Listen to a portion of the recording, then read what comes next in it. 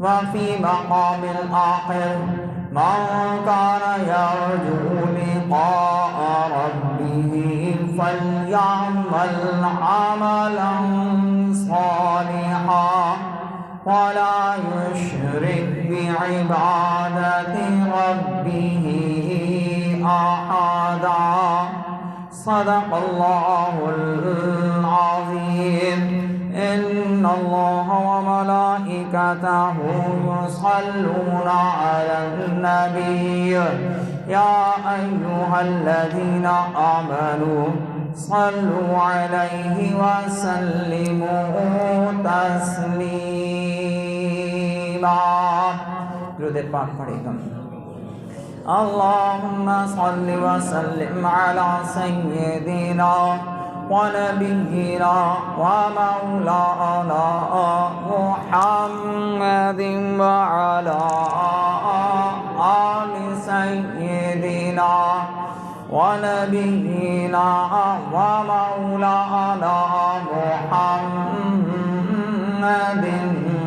وبارك وسلم وصل عليه. حمد و صلاۃ کے بعد آج جس عنوان محبت کی تلاش میں ہم قرآن مجید کے سائے میں پہنچے ہیں وہ قرآن مجید اور امیدوں کا چراغ، یا اسے یوں کہہ لیں کہ اسلام میں قرآن مجید میں آپٹیمزم کی اہمیت وہ کیا ہے اور کتنی ہے.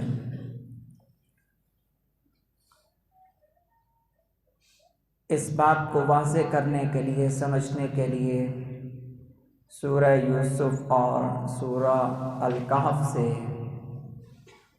قرآن مجید کی آیات کا حوالہ وہ آپ کے سامنے قائم کرنے کی سعادت اللہ رب العالمین نے عطا فرمائی ہے. نئے سال کے آغاز پر رویے دو ہی ہوتے ہیں، اور ان دو رویوں سے دو مختلف قسم کے کردار ابھر کر سامنے آتے ہیں، مثبت کردار اور منفی کردار. اصل میں ہمیں سوچنے کی ضرورت یہ ہے کہ ہم اپنا رویہ اگر زندگی میں ٹھیک کر لیں تو زندگی ہمیں آگے بڑھنے کا راستہ دے دیتی ہے، اور ہمارا کردار اور ہمارا عمل ہمارے رویوں کا میٹھا پھل بن کر وہ صرف ہمیں ہی فائدہ نہیں دیتا بلکہ دوسروں کو بھی اور معاشرے کو بھی وہ فائدہ پہنچاتا ہے. اور اگر ہمارا رویہ ٹھیک نہ ہو تو اس رویے کے نتیجے میں کردار خراب ہوگا جو انسان کے اپنے لیے بھی وبال جان اور اس کے معاشرے کے لیے بھی مصیبتوں کا باعث بنتا ہے. یہ امید ہوتی کیا ہے؟ ہم امید کو کس طریقے سے اس کی تعریف کر سکتے ہیں، اسے کیسے ڈیفائن کر سکتے ہیں کہ امید کا معنی کیا ہے؟ تو آسان سے لفظوں میں یہ بات کہی جا سکتی ہے کہ کانفیڈنس فار دا سکسیس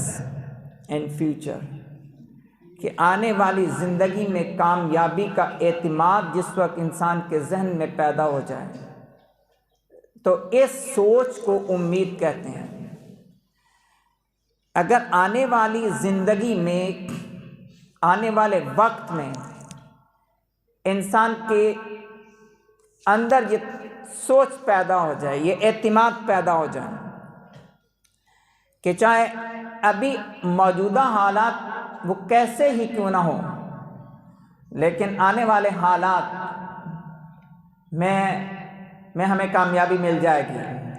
ہم کامیاب ہو سکتے ہیں، ہم کامیابی کو حاصل کر لیں گے.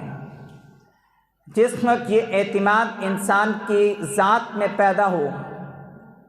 تو اس اعتماد کے نتیجے میں انسان کے اندر جد و جہد کا جذبہ پیدا ہوتا ہے، اس کے اندر محنت کرنے کا جذبہ پیدا ہوتا ہے، اس کے اندر کوشش کرنے کی امنگ جنم لیتی ہے۔ یہ جس وقت انسان کے اندر یہ احساس پیدا ہوتا ہے کہ وہ مستقبل میں کامیابی حاصل کر سکتا ہے، تو وہ حالات کو شکست دینے کے لیے میدان کارزار میں اتر پڑتا ہے۔ جس وقت انسان کے اندر یہ اعتماد پیدا ہو جائے کہ وہ حالات کا سینہ چیر کر کامیابی کا سورج طلوع کر دے گا، تو جناب اس کا رویہ اور ہو جائے گا۔ اور اگر اسے لگے کہ میں مستقبل میں کامیاب نہیں ہو سکتا اور میں حالات کو بدل نہیں سکتا اور مستقبل میں کامیابی مجھے مل نہیں سکتی، تو ایسا شخص مایوس ہوتا ہے، اور مایوس شخص بے ہمت ہوگا۔ مایوس شخص وہ آپ کہیں کہ خزاں کے دوش پر گرا ہوا درخت کا پتا ہوگا، جس کی کوئی قدر اور قیمت نہیں ہوگی، اس کے اندر جذبہ نہیں ہوگا جد و جہد کا، اس کے اندر خواہش نہیں ہوگی محنت کی، وہ سوچے گا نہیں، وہ منصوبہ بندی نہیں کرے گا، وہ جدھر دیکھے گا اسے اندھیرا ہی اندھیرا نظر آئے گا، وہ کہیں بھی روشنی کو دیکھ نہیں سکے گا۔ وہ دین جو کہ مصطفیٰ کریم علیہ السلام کے سینے مبارک پر اللہ نے قرآن کی صورت میں اتارا ہے، وہ انسان کو کبھی بے ہمت نہیں ہونے دیتا، وہ ہمیشہ امیدوں کا چراغاں اس کے دامن میں دے کر اسے کہتا ہے حالات کیسے بھی ہوں یقین رکھو وہ رب جو ہے وہ ہر حال کو بدلنے پر قادر ہے۔ وہ کبھی بھی انسان کو نا امید نہیں ہونے دیتا، اسے کہتا ہے اعتماد اپنے اندر پیدا کرو، اپنی سوچوں میں حوصلہ پیدا کرو۔ جناب اگر کسی مریض کو آپ یہ کہیں کہ تم مرنے لگے ہو اور اس کے اندر سے امید چھین لیں آپ، تو جناب پتہ نہیں وہ بیماری کے ہاتھوں مرے نہ مرے، لیکن وہ اپنی سوچوں کے ہاتھوں ضرور مر جائے گا۔ وہ مایوسی کی دلدل میں جس وقت اترے گا، اس کے اندر شفا پانے کی آرزو ہی باقی نہ رہے گی۔ جناب کسی شخص کو آپ کہیں کہ تمہاری تو روزی چھن جائے گی اور تم کچھ نہیں کر سکو گے اور تم حالات کو بدل نہیں سکتے اور تمہارا کوئی سہارا نہیں بن سکتا، تم زندگی کی اس دلدل میں ہر گزرتے دن کے ساتھ ڈوبتے چلے جاؤ گے۔ جناب جیسے جس بندے کے دل سے امید چھن جائے وہ شخص زندگی میں برباد ہو جاتا ہے، اسے کسی اور کی ضرورت نہیں ہے کہ اسے برباد کرے، وہ اپنی سوچوں کے ہاتھوں ہی برباد ہو جاتا ہے۔ سیدنا عیسیٰ علیہ السلام نے اسی فلسفے کو سمجھنے یا سمجھانے کے لیے کہتے ہیں کہ آپ ایک دفعہ سفر پہ تھے تو ایک جگہ رکے، جس جگہ رکے وہاں آپ کی نظر پڑی تو ایک کھیت میں ایک بوڑھا شخص بیلچہ لے کر وہ اپنی زمین پر محنت اور مشقت کر رہا تھا۔ عیسیٰ علیہ السلام نے رب کی بارگاہ میں التجا کی، دعا کی کہ یا رب العالمین اس کے دل سے امید چھین لے، اس کے دل سے امید چھین لے۔ عیسیٰ علیہ السلام فرماتے ہیں کہ تھوڑی ہی دیر میں میں نے دیکھا کہ اس شخص نے بیلچہ وہیں پھینکا اور وہ دور جا کر ایک درخت کے نیچے لیٹ گیا اور بے حس و حرکت ہو کر وہاں پر ہر کام کاج چھوڑ کر وہ وہیں پر گر گیا۔ تھوڑی دیر کے بعد عیسیٰ علیہ السلام نے دعا مانگی کہ یا رب العالمین منظر تو میں نے یہ دیکھنا، اب اس کے دل میں امید پیدا کر دیں، اب اس کے دل میں پھر سے جذبہ پیدا کر دیں۔ آپ نے دعا مانگی، دعا مستجاب ہوئی۔ وہ شخص تھوڑی دیر میں اٹھا اور اس نے پھر سے بیلچہ اٹھایا اور وہ گرمی کی اس تپتی دھوپ میں پھر سے مشقت کرنے لگا۔ عیسیٰ علیہ السلام چپکے سے اٹھے اور اس کو جا کر کہنے لگے کہ تھوڑی دیر پہلے تو تم نے کام چھوڑ دیا تھا اور تم اس درخت کے نیچے جا کر لیٹ گئے تھے، پھر کیا ہوا؟ کس نے تمہیں کسی نے جگایا، اٹھایا تو نہیں ہے؟ کیا ہوا کہ خود ہی دوبارہ اٹھ کر تم پھر محنت مشقت پر لگ گئے ہو، اس بڑی عمر میں اور اس بڑھاپے کے عالم میں تم پھر سے اس محنت اور مشقت اس موسم میں کرنے لگ گئے، آخر کیا ہوا؟ تو اس شخص نے کہا کہ پہلے جس وقت میں بیلچہ لے کر کام کر رہا تھا تو میرے دل میں خیال ہے میری تو عمر ہی زیادہ ہو گئی ہے اور بس کچھ ہی دن میں مر جاؤں گا، تو میں کس کے لیے یہ محنت اور مشقت کروں؟ اور میں جس فصل کے لیے محنت کر رہا ہوں وہ فصل مجھے ملے نہ ملے، مجھے اس سے کیا کام اور کاج؟ محنت میں کروں، پھل دوسرے کھائیں۔ جس وقت میرے دل میں یہ بات خیال پیدا ہوا تو میں نے کہا چھوڑو کام کرنے کا کیا فائدہ، میں نے بیلچہ ادھر ہی پھینکا اور میں پھینک کر جا کر لیٹ گیا۔ لیکن تھوڑی دیر کے بعد جس وقت میں نے سوچنا شروع کیا، میں نے سوچا کہ مجھے کس نے بتایا کہ میں چند دن میں مر جاؤں گا؟ یہ تو رب کو پتہ ہے کہ میری زندگی کتنی ہے۔ تو میں نے کہا جتنے پل ہیں وہ ضائع نہ کروں بلکہ وہ محنت اور مشقت میں گزار دوں، اس امید میں کہ رب چاہے گا تو مجھے لمبی زندگی دے دے گا اور مجھے صحت بھی دے دے گا۔ اس نے میرے اندر جس وقت امید جگائی، میں پھر اس بیلچے کو پکڑ کر محنت کرنے لگ گیا ہوں۔ اب آپ کسی طالب علم کو یہ کہنا شروع کر دیں کہ تم پاس نہیں ہو سکتے اور آپ اس کے اندر سے کامیابی کی امید کو چھین لیں تو یاد رکھیے گا ایسا بچہ کبھی آپ کو کوئی بہت بڑا نتیجہ نہیں دے گا، لیکن کسی کمزور صلاحیت والے بچے کو حوصلہ دیں، امید دیں اور اس کی پیٹھ تھپ تھپا کے اسے کہیں کہ اگر تم چاہو گے تو تم یہ بھی کر دو گے اور تم یہ چاہو گے تو تم اپنی محنت سے تم دوسروں کو پیچھے چھوڑ دو گے۔ تو جناب جس دن اس کے دل میں آپ امید جگا دیں گے اور امید پیدا کر دیں گے، استاد اسی لیے استاد ہے کہ وہ نا امیدی کا کبھی بھی پیغمبر نہیں بنتا، وہ جب بھی پیغام دیتا ہے وہ امید ہی کا پیغام اگلی نسل کو منتقل کر دیتا ہے۔ اپنی بات کو آگے بڑھاتے ہوئے میں کہوں کہ کیسا منظر ہے کہ یعقوب علیہ السلام سے بیٹا چھن گیا اور جس وقت چوٹ دل پہ لگی ہے تو یعقوب علیہ السلام کی آنکھوں سے اشک رواں ہوئے، پھر سال ہر سال گزرتے چلے گئے، صدمہ یوسف علیہ السلام کی جدائی کا مندمل نہ ہوا اور حتیٰ کہ وہ وقت بھی آیا کہ دوسرا بیٹا بنیامین بھی، اس کی جدائی کی خبر بھی مل گئی۔ اب جس وقت زخم گہرا ہوا اور چوٹ زیادہ پہنچی تو دوسرے بیٹوں نے کہا کہ آپ پر تو دیوانگی طاری ہو گئی ہے، آپ جب دیکھو یوسف کو یاد کرتے رہتے ہیں اور آپ نے اپنا کیا حال بنا لیا ہے۔ تو یعقوب علیہ السلام کے لفظ تھے کہ میں تو اللہ کی بارگاہ میں عرض کرتا ہوں، میں اللہ تعالیٰ کی بارگاہ میں فریاد کرنے والا ہوں۔ پھر آپ نے دعا کے بعد آپ نے اپنے بیٹوں سے کہا تھا کہ اللہ کی رحمت سے مایوس نہ ہو، اللہ کی رحمت سے مایوس نہ ہو۔ ہاں اگرچہ ایک روایت کے مطابق 40 سال گزر ضرور گئے ہیں، لیکن تم جا کر یوسف کو تلاش تو کرو۔ جس رب نے یوسف علیہ السلام کو ہم سے جدا کیا ہے، مجھے امید ہے کہ وہ رب یوسف کو پھر سے ہمیں ملا دے گا نا۔ جستجو تو کرو، جاؤ تو صحیح، ڈھونڈو تو صحیح، کوشش تو کرو، جد و جہد تو کرو، سٹرگل تو کرو، سٹرائیو تو کرو، ہمت تو کرو، حالات کو بدلنے کے لیے جو کچھ کر سکتے ہو وہ کر گزرو، اور جو تم کر سکتے ہو تم اس امید پر، اس اعتماد کے ساتھ کہ جس وقت تم اعتماد کے ساتھ نکلو گے تو حالات بدل جائیں گے۔ میں امام راغب کو پڑھ رہا تھا، انہوں نے کہا کہ یہ جو روح کا لفظ آیا ہے اس کا معنی ہوتا ہے درخت سے نئے شگوفے کا نکلنا،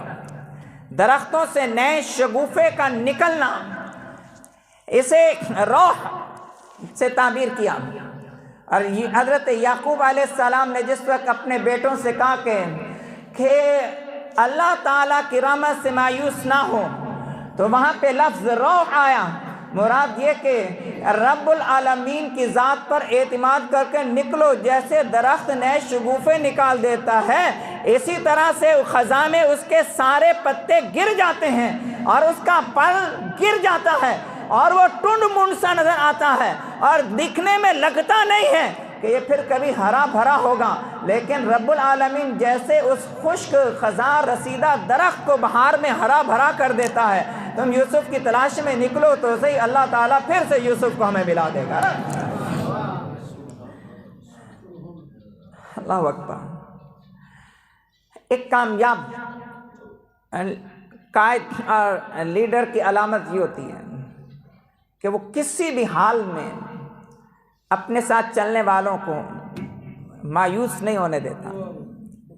وہ کبھی بھی انہیں مایوس نہیں ہونے دیتا، وہ ان کے دل سے آگے بڑھنے کا حوصلہ کبھی ختم نہیں ہونے دیتا۔ جناب آئے میں آپ کو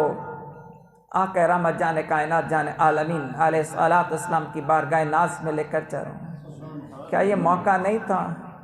کہ جس پر حضرت بلال رضی اللہ تعالیٰ عنہ کو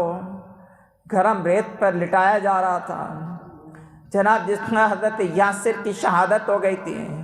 جناب مکہ میں جس حضرت سمیہ رضی اللہ تعالیٰ عنہ کے جسم کو چیر دیا گیا تھا، جس میں حالات اتنے دیگر گوں ہو گئے تھے، اتنے حالات اس کروٹ پر چلے گئے تھے کہ پورے قبیلے بنو ہاشم کو شیب ابی طالب میں 3 سال کے لیے مقید ہونا پڑ گیا تھا۔ جناب کون کہہ سکتا تھا کہ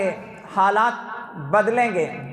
لیکن قربان مصطفیٰ کریم علیہ الصلوۃ والسلام کے جس وقت قبیلہ بنو ہاشم کے لوگ پتے چبا رہے تھے اور خشک چمڑا چبا رہے تھے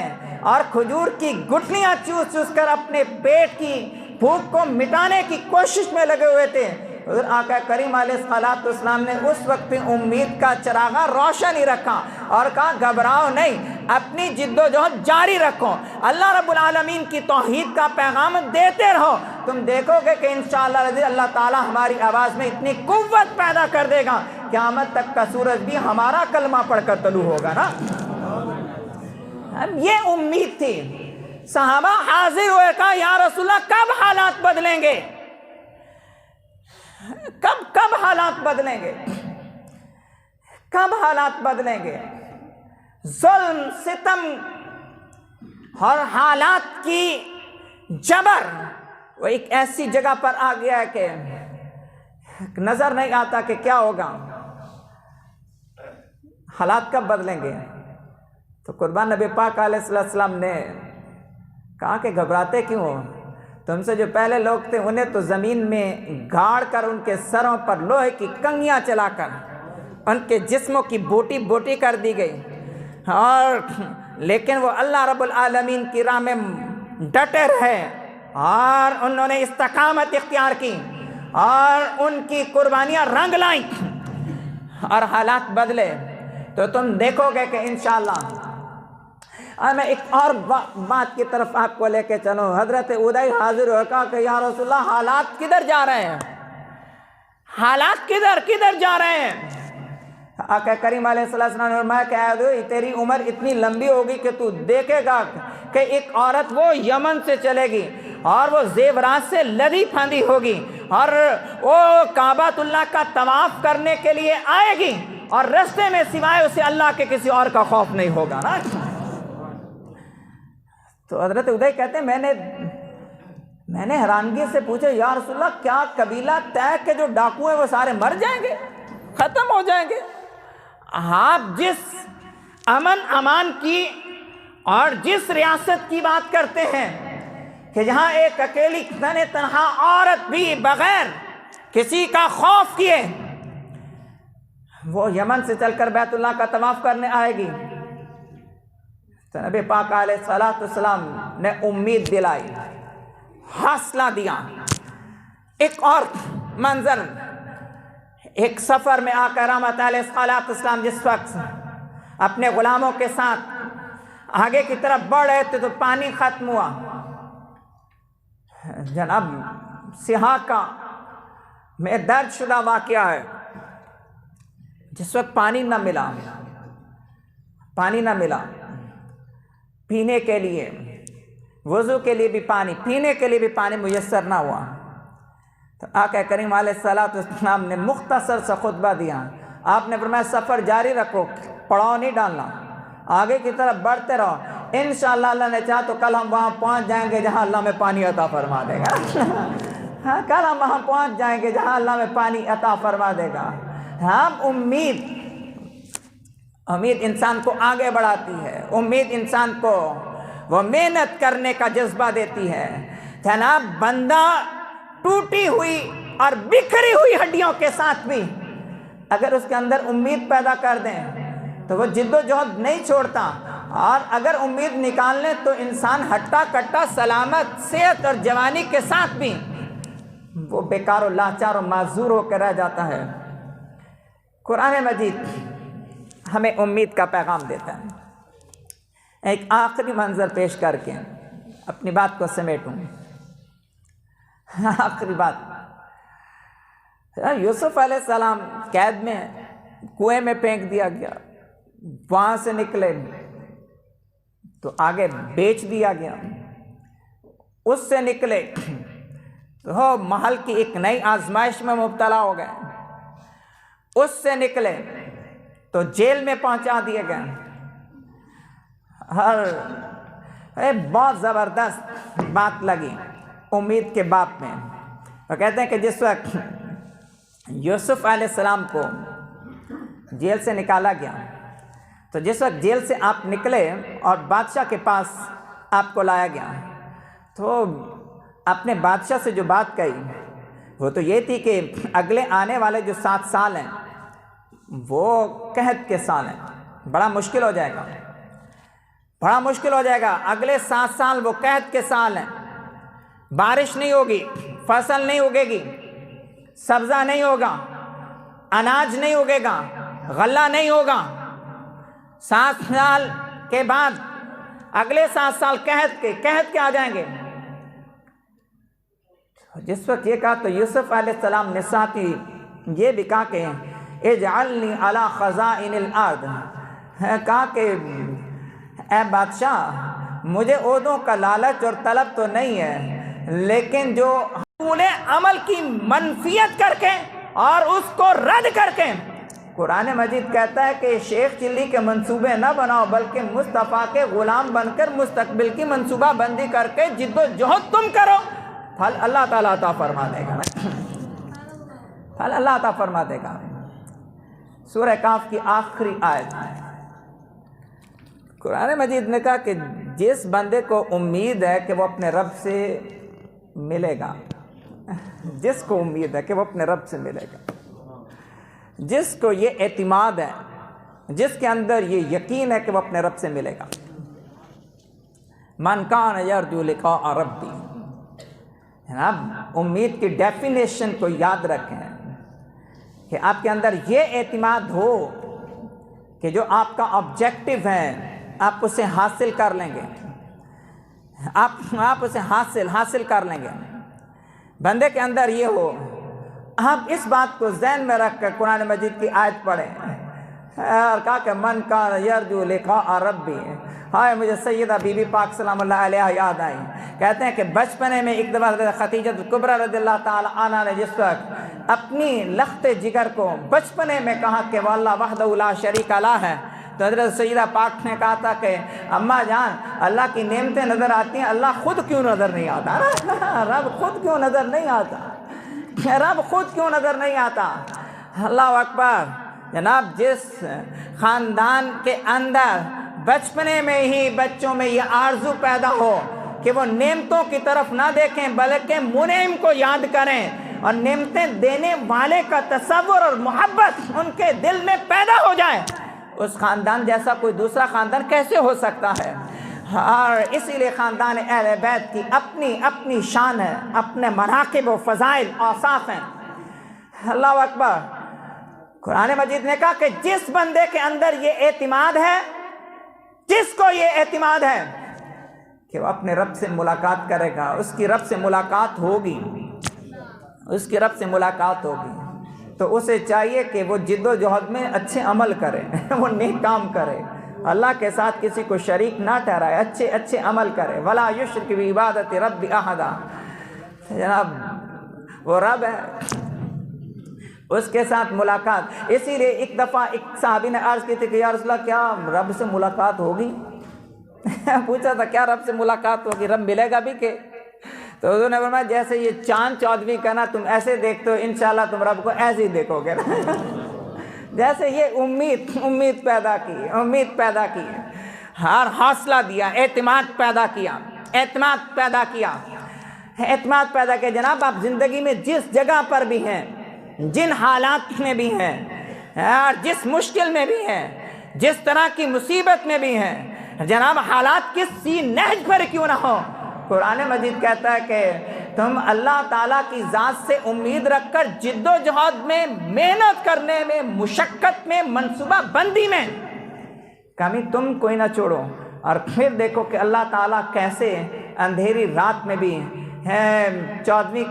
کا چاند پیدا کر کے تمہاری اندھیری رات میں روشنی پیدا کر دے گا۔